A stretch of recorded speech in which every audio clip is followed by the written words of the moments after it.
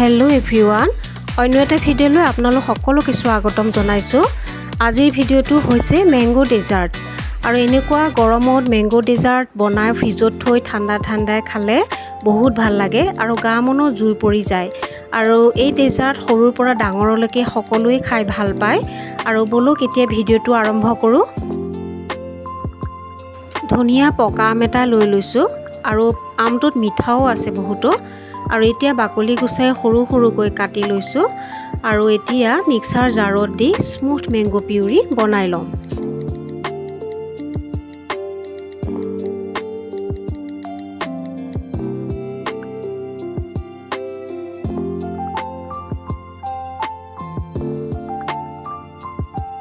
এতিয়া বাটি এটাত আধা কাপ ঠাণ্ডা গাখীৰ লৈছো। ইয়াতে কাষ্টাৰ্ড পাউডাৰ 2 চামুচ দি দিলো আৰু কাষ্টাৰ্ড পাউডাৰখিনি ভালদৰে মিলাব লাগিব কোনো লাম্পছ নথকাকৈ।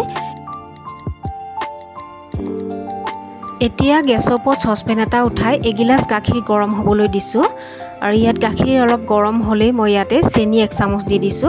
চেনিটো আপোনালোকে নিজৰ ইচ্ছামতে দি দিব আৰু ইয়াতে কাষ্টাৰ্ড মিলোৱাখিনিও দি দিছো।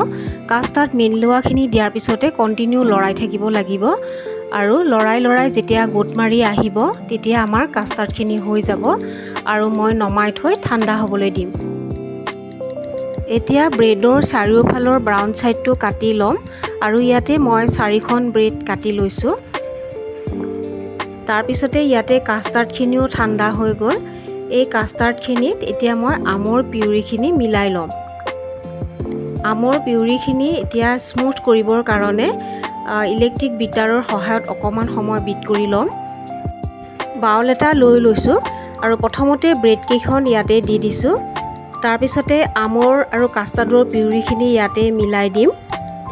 তাৰ পিছতে কাটি লোৱা আম চাৰিওফালে দি দিছো আৰু লগতে ডালিমৰ গুটিও কেইটামান ইয়াতে দি দিছো আৰু কাজু আলমণ্ড পিস্তা বাদাম দি দিছো। তেতিয়া আমাৰ ম্যাঙ্গো ডেজাৰ্টটো খাবলৈ আৰু বেছি সোৱাদ হ'ব।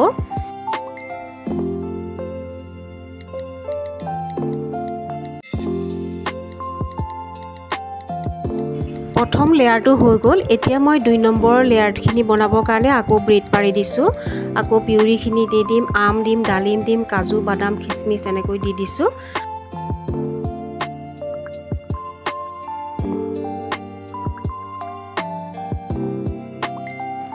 এয়া চাওক ম্যাঙ্গো ডেজাৰ্ট ৰেডি হৈ গ'ল আৰু দেখিবলৈ ইমান ধুনীয়া হৈছে আৰু খাবলৈ বহুত টেষ্টি হয় আৰু এতিয়া 2 ঘণ্টামানৰ কাৰণে ফ্ৰিজত ভৰাই থৈ দিম।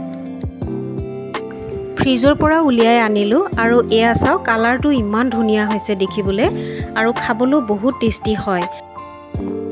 একেবাৰে সহজতে বনাব পৰা এটা ম্যাঙ্গো ডেজাৰ্ট আৰু সকলোৱে খাই ভাল পায়। আৰু আজিৰ এই ভিডিওটো আপোনালোকৰ কেনেকুৱা লাগিলে? যদি ভাল লাগিলে লাইক এটা কৰিব আৰু মোৰ চেনেলটো সাবস্ক্ৰাইব কৰিব। আজিলৈ আহিছো। Thank U.